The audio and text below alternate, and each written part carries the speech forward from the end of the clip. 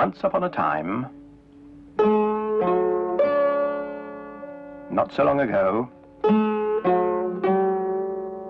there was a little girl, and her name was Emily.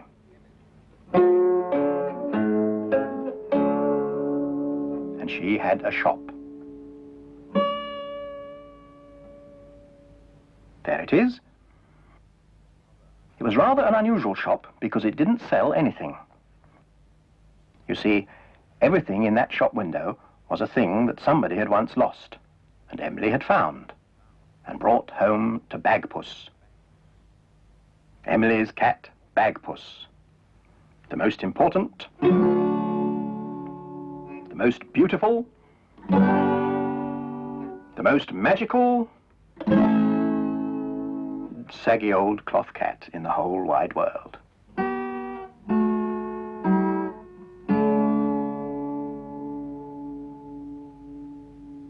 Well now, one day Emily found a thing.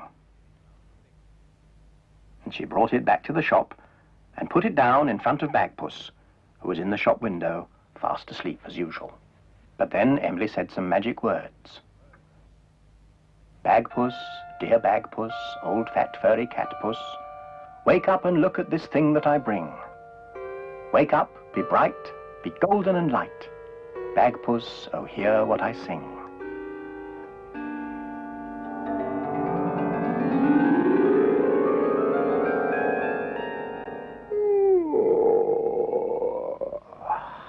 And Bagpuss was wide awake. And when Bagpuss wakes up, all his friends wake up too. The mice on the mouse organ woke up and stretched.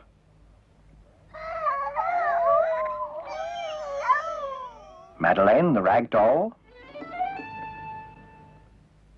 Gabriel, the toad. Oh, look, look. And last of all, Professor Yaffle, who was a very distinguished old woodpecker. He climbed down off his bookend and went to see what it was that Emily had brought.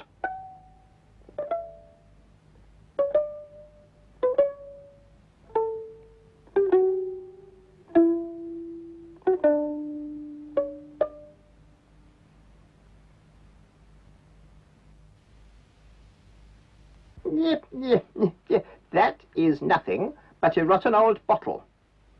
There may be something inside it, but I can't see what it is because it's too dirty. Wait a minute! We will wash it, we will flush it, bring the bucket and mop, mop, mop. We will dust it, we will brush it, we will polish it, top, top, top. We will wash it, we will splash it, bring the bucket and mop, mop, mop. We will dust it, we will brush it, we will polish it, top, top, top. We will polish it, top, top, top. The mice scrubbed and polished the bottle until it shone. Then Professor Yaffle could see what was inside it. Inside that bottle, there are some broken scraps of old wood and bits of cloth. I don't know why they're there. So, of course, the only thing to do was to open the bottle. Come on, little Charlie Mouse. Come on, everybody. Shove him in the pluggle hole. Push, push. Madeleine, the rag doll, didn't like that. Stop! Oh, stop, stop! You're hurting poor Charlie Mouse. Take him out at once.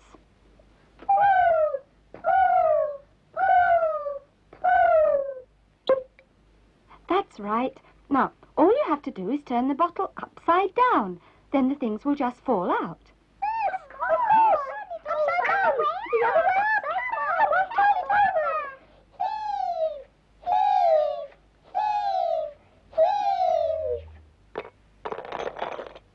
There are the things, look. Just a heap of scraps. Now, I wonder what that lot was doing in a bottle. Nip, nip. That was once a ship. A ship in a bottle. Bagpuss was amazed. A ship? In a bottle? There's what? I mean, what's it doing in a bottle? Where could it sail to? Who could possibly sail in it? It would be much too small. Oh, I don't know. I've heard of some very small ships. I know of a ship that had mice for sailors.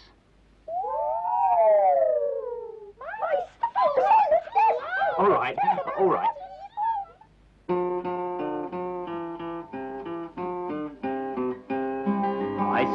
a ship a-sailing on the sea, and oh, but it was laden with pretty things for thee. There were comforts in the cabin and apples in the hold. The sails were made of silk and the masts were made of gold. The 24 sailors that stood between the decks were 24 white mice with chains around their necks. The captain was a duck with a packet on his back, and when the ship began to move, the captain said quack, quack, quack, quack.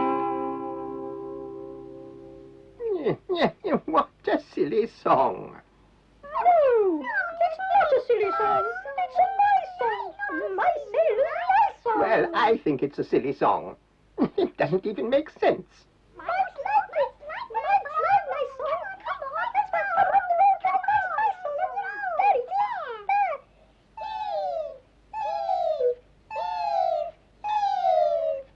Look, the mice have got an organ roll for it.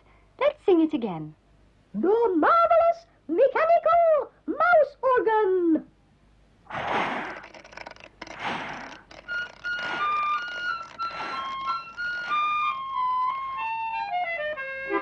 I saw a ship a-sailing on the sea, and oh, but it was laden with pretty things for thee.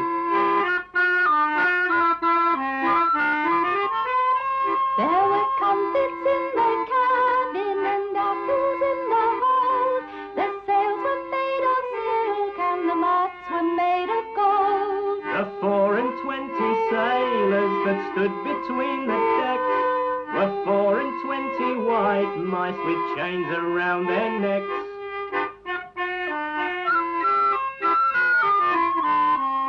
The captain was a duck with a packet on his back, and when the ship began to move, the captain said quack, quack, quack, quack. That's all very well. All that singing and dancing, yes, that's fun. But this ship is still broken. The pieces are just as they were, look. Now, what we need is a story. A magic story. A magic story that will put it together again. Bagpuss. Huh? Bagpuss, you must think of a magic story that will put little broken ships together again. Oh. All right then. But I shall need a thinking cap. Come on, fetch with a cap. Come on, mice. Come on. There must be one somewhere. Must be here. Here's one. A captain's cap. Here's a Captain Bagpuss cap. Oh, yes, my old sea captain's cap. Yes, I can think in that. Thank you. So Bagpuss thought. He thought so hard, his thoughts appeared like magic.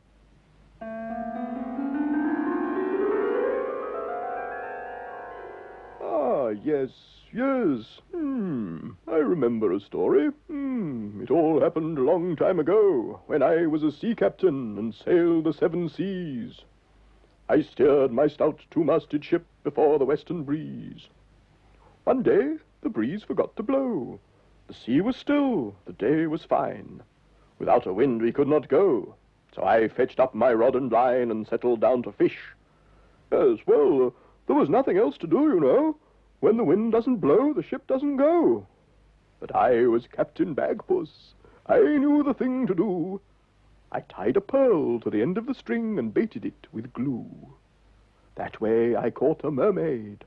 A pretty child was she. She sat on my lap in the boatswain's cap, and we all drank China tea. We talked for a while, and I said with a smile, "May I ask you a favor, dear, please?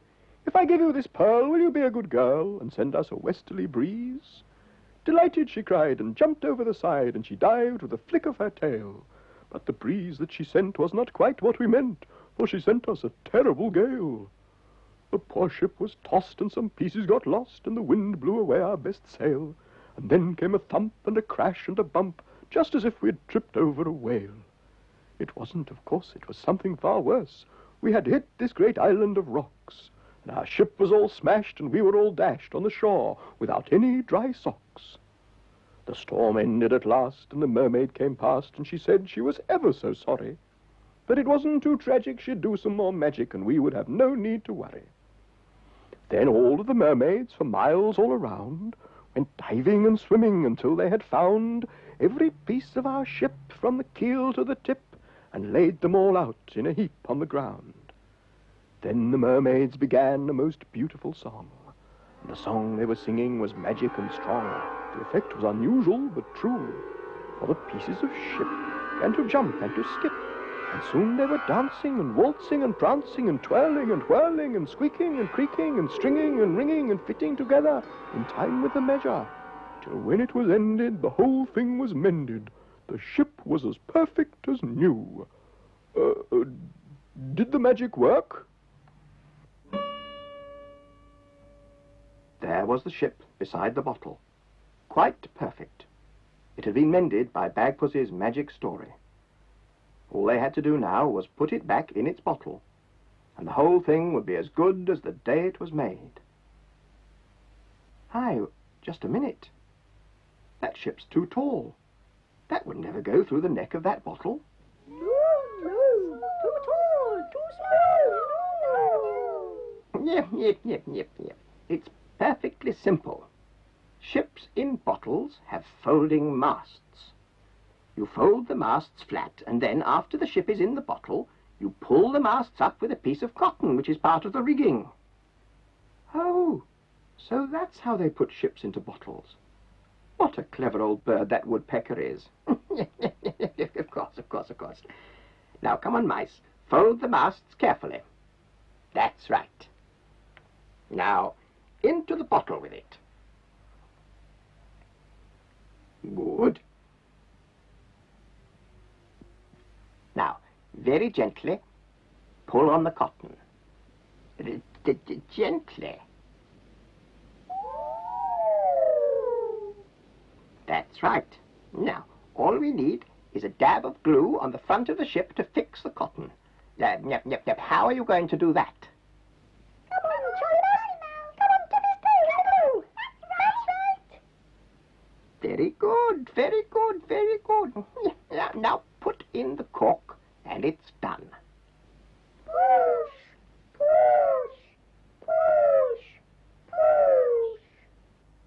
And there it was, as good as new.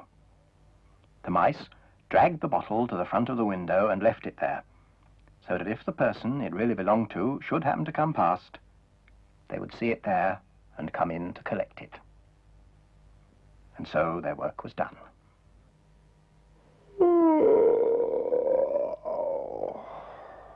Bagpuss gave a big yawn and settled down to sleep. And of course, when Bagpuss goes to sleep, all his friends go to sleep too. The mice were ornaments on the mouse organ. Gabriel and Madeleine were just dolls. And Professor Yaffle was a carved wooden bookend in the shape of a woodpecker. Even Bagpuss himself, once he was asleep, was just an old, saggy cloth cat, baggy and a bit loose at the seams. But Emily loved him.